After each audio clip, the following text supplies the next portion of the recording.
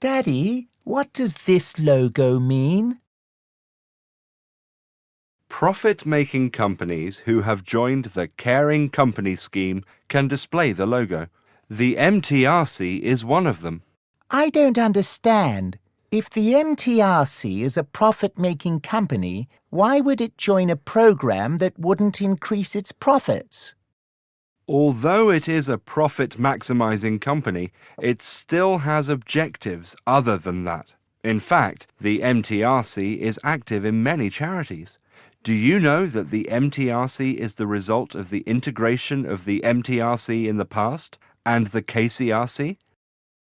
I know that, but I don't know why they decided to integrate. After integration, their production scale increased, so that they were able to enjoy economies of scale. I see. Can you give me another example of integration?